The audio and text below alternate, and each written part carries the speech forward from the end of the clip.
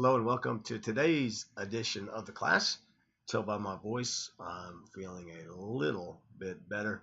The bronchitis is going away slowly, heavily medicated, so hopefully by the beginning of next week, if we're lucky, I'll be done with the bronchitis and I'll have all of my voice back 100%.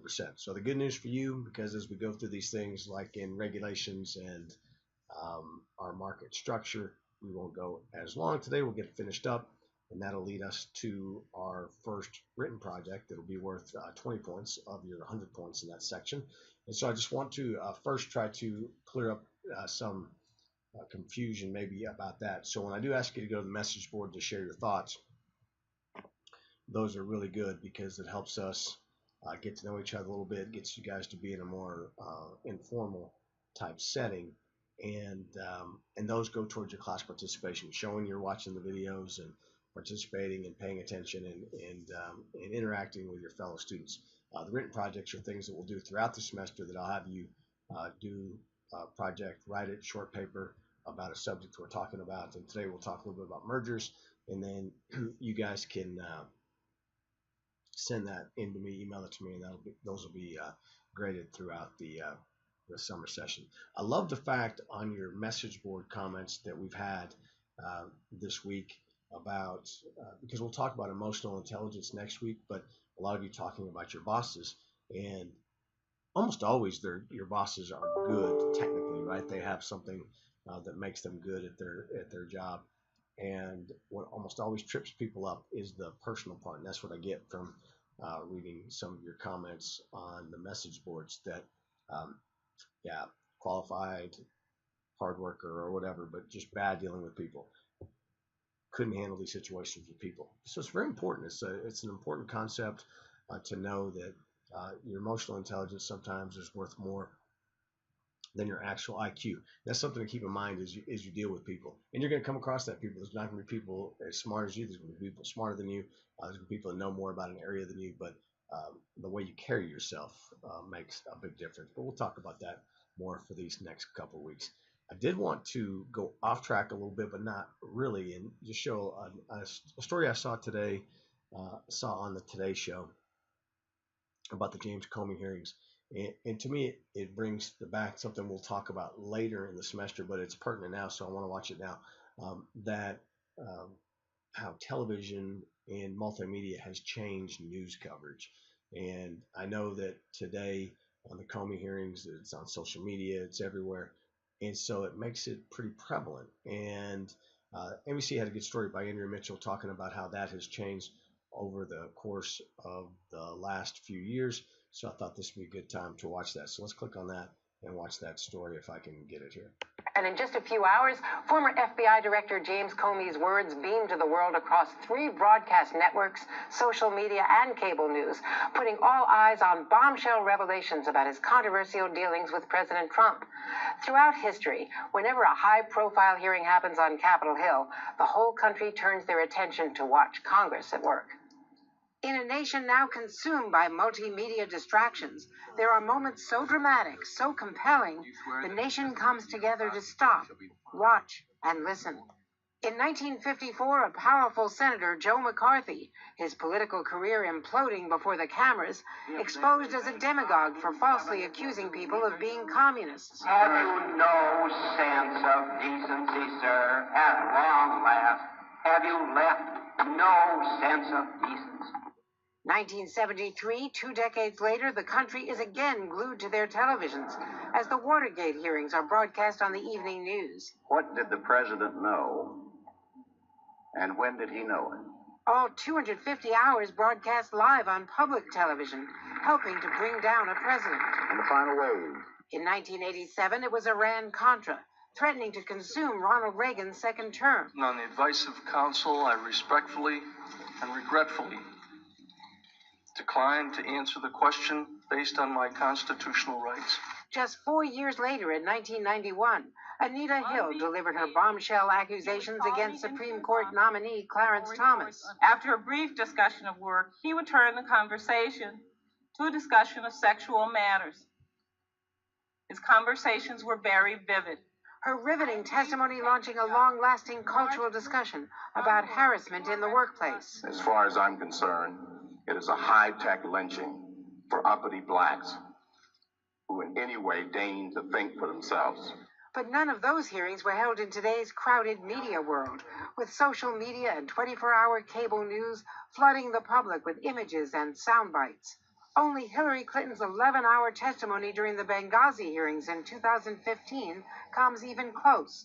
In the middle of a presidential campaign, both sides instantly turning key moments into viral online clips, living long after the live coverage faded from view. But with all eyes now on James Comey, President Trump is doing his best to distract, naming a new FBI director and delivering a healthcare speech Wednesday. And today will give another speech and likely also try to join the fray, a social media savvy president who will surely be watching, but could also live tweet as counter-programming to Comey's testimony. Thank you very much. And in an era when, after years of gridlock, Congress has historically low approval ratings, today could be that rare moment when the nation and indeed the whole world will be watching. Savannah? Absolutely. And now this is happening in the social media. So pretty interesting because, and you see her talking about that there, that it's a social media age, and you have people tweeting about it at the same time. It's changed up everything, the way we consume our news. So that's something I want to talk about in the message boards later. So you'll have 2 written things to talk about today on the message boards. Maybe talk about how you consume your news. Where do you go if you wanted to follow that Comey hearings? Where would you go? Like for me, here in my office, we turned on the television. For you guys, I know it's something different. We'll think back to the story about the Boston Marathon bombings a couple years ago. That was basically covered on Twitter. It changed the dynamics of how a news story, a big major national news story, is covered. And so that'll be one of our message boards discussions today as we look at this. I want to finish up with yesterday we talked about mergers, and we talked about what makes companies compatible and how they can what they look at if complementary businesses and things to do a merger. And we finished up talking yesterday about product differentiation, which I have a really hard time saying that word. And so probably upon review, I would have said it incorrectly again. But what makes a product different? And again, for the radio station, it's easy because you got call letters and things like that. But what businesses are there barriers to entry where it's hard to get into the business? Again, we talked about electronic media. There's a lot of capital involved. There's a lot of people involved. It takes a huge financial investment. I was actually telling Tom Stone, our soccer coach, today that back in 2000, I actually started a business to produce life skills tapes, or programs, not tapes, online for student athletes. And it's become a rage now. At the time we were doing it, it wasn't necessarily as prevalent, and you have to sell people on the idea, but it took a huge capital investment to build the website and build the things that went along with it, build the tracking system, build the database and all those things, and it really was a huge financial burden for me. And so those are things that a lot of people don't get into that business or a business because of the barriers to entry. And again, cost structures are a big part of this, but we talked about vertical integration. We talked about those things. But the thing we want to concentrate today, we're going to talk about 4 types of market structure, and then we'll be finished today, and then we'll go to the written assignment, which I'll have online. I'll put for you online to read. But there are 4 types of market structures that are identified, and this is for any business. And you refer to that as the theory of the firm, that you have these 4 different market types. And those are, and you guys have maybe learned this if you've taken any kind of business class, you've done anything at the Rawls business. There's a monopoly, there's an oligopoly, there's monopolistic competition, and then there is perfect competition. So we want to talk about these from the regards of where we are in media. And basically, monopoly and perfect competition are on opposite ends of the spectrum, and then you've got oligopoly and monopolistic competition in the middle. And a lot of times, actually, people confuse those. oligopoly and monopolistic competition, because they are fairly close, but there are some differences in that as well. In a monopoly, a single seller of a product exists and dominates the market. A true monopoly offers no clear substitute. Barriers to entry are usually very high in such a structure, and it's one of the reasons why monopolies obviously are against the law, right? You shouldn't have a monopoly. There are some natural monopolies. Sometimes I think you go to, when you look at something like the U.S. Postal Service, kind of a natural monopoly, right? Something run by the government to deliver your mail. But now the world is changing so much, you're seeing the post office be in trouble. But utilities is another great example. Every time of year, at this time of year, I get annoyed with Lubbock Power and Light because my electric bill, my water bill, all these bills are sky high during the summer. But then I have no competition, right? I can't say, okay, I'm going to go down to Lubbock Power and Light Part 2. It's basically a monopoly, and they've got you right where they want you on those things. So it's frustrating.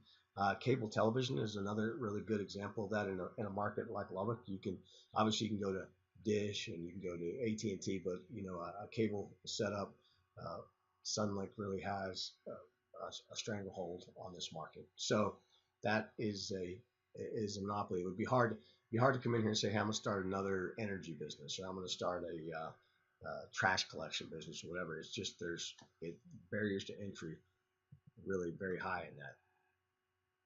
This side, you've got an oligopoly, which features 3 or more sellers of a product. And so these are really prevalent throughout the world.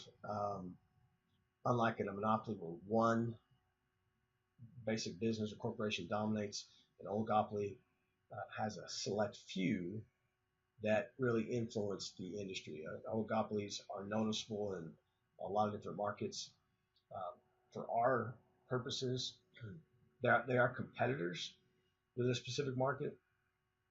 They compete, obviously, but they also cooperate as a whole because they know it's what's good for one is good for all. So some of the ones that you could talk about would be oligopolies, national mass media and news outlets. 90% of U.S. media outlets are owned by 6 corporations. And again, so you got to be listening here because I'll probably put this on a test. 90% of U.S. media outlets are owned by 6 corporations: Walt Disney, Time Warner, CBS, Viacom, NBC Universal, and then Rupert Murdoch's News Corporation. So those are great examples of oligopolies. Operating systems for your smartphones and computers are also oligopolies. You got the Apple iOS, the Google Android, basically dominate the smartphone operating systems. And then you've got Apple and Windows dominating the computers. Smaller cell phone services. You have Verizon, you have Sprint, you have AT&T, you have T-Mobile. Not smaller. There are smaller ones. Those are the big ones. You're going to see domination by Verizon, Sprint, AT&T, and T-Mobile. The music and entertainment industry, you have Universal Music Group, you have Sony, you have BMG, you have Warner and EMI Group. So again, small groups of people, small groups of businesses that kind of control the market. One that's not media related is the automobile industry. You've got basically here in the United States, Ford, GMC, Chrysler. So again, small group controls the market, and they work together. Now, monopolistic competition is a little bit different in that there are many sellers. They have similar products, but they're not substitutes basically for one another. Barriers to entry are pretty few, and you differentiate each products to the consumer through various methods, including advertising, promotion, location, service, quality. You think about these in just your everyday life. You can go to any dry cleaner in town, right? They all basically do the same thing. So you go based on location, you go based on price, you go based on the cute guy or girl that's working the window, you go based on any of those things. coffee shops, grocery stores. There's a lot of choices you can go to get what you want. So you could really, there's endless examples from monopolistic competition. There's any two companies that offer any kind of similar product and service. They're all competing for the same customer in the same market and are said to be engaged in monopolistic competition. So one example always given to me is a haircut. Right? There are several places you can go get your haircut. And so basically you go based on, you like the person cutting your hair, you like the times of day they can get you in, you like the fact that you can stop in after work, whatever it would be. You're not going, there's not one big hairstylist controlling all that. So great example of monopolistic competition. Then you have perfect competition, and many sellers in a homogeneous product characterized market. No single firm dominates. Barriers to entry do not exist at all, and individual companies operate as price takers. The market establishes the price of the product. And really, there are no examples of this in electronic media. There's none. It does not exist like that. So, but it's part of the theory of the firm. And so we might ask a question on the test about which of these is an example of perfect competition and in the media market. And your answer would be C or D or whatever it would be. There's no such example. It doesn't exist. Perfect competition doesn't exist in the media. So again, we've talked about all these things, and late at the end of the semester, we'll talk about this as well, that economic conditions, technology change, regulatory change, and then what we talked about with the global and social forces. There are all these things driving the change in our market and what we're doing in mass media. So that is going to be it for the actual lecture today. Again, so you want to pay attention online. You want to go to the message boards, and I'll start a new thread about how you consume media. And then we'll also have a written assignment, and I'll have that there on the front page as well. I'm trying to figure out a way, and I'm sure there is a way to make that front page not quite as inundated with things. I think I can create folders. So what I'll do is after week one, have a week one folder, and then have something to say written assignments you must have. And so, and I'm going to give you till probably Tuesday to turn that written assignment in to me, so you don't have to worry about it all weekend or whatever, but you can if you want, and we'll make it happen. Again, keep good thoughts that my health improves. I think I'm at about 80% right now, so hopefully next week we'll get going, and we've got some interesting things to talk about next week. We'll talk about ethics, we'll talk about emotional intelligence, so some really meaty things to get through as we get past these things such as regulatory and alliances, emergence, and those things. So again, thank you very much. Please email me at any time if you have any questions. I'm going to do something next week where I want you guys to shoot some video. We'll talk about that early next week. And again, you can always call me. You see my phone number on the syllabus. You can email me. You can come by my office here at Jones Stadium if you have any questions. And I know it's a little harder. I'm having a hard time with how long to keep the slides up when we're doing it like this. In a class, it's a little easier to feel that. But keep in mind, all of these slides will be available online as well. Hopefully, I'll get us updated this weekend and have those up as well. So anyway, hope you have a great rest of your day, and we'll talk to you soon.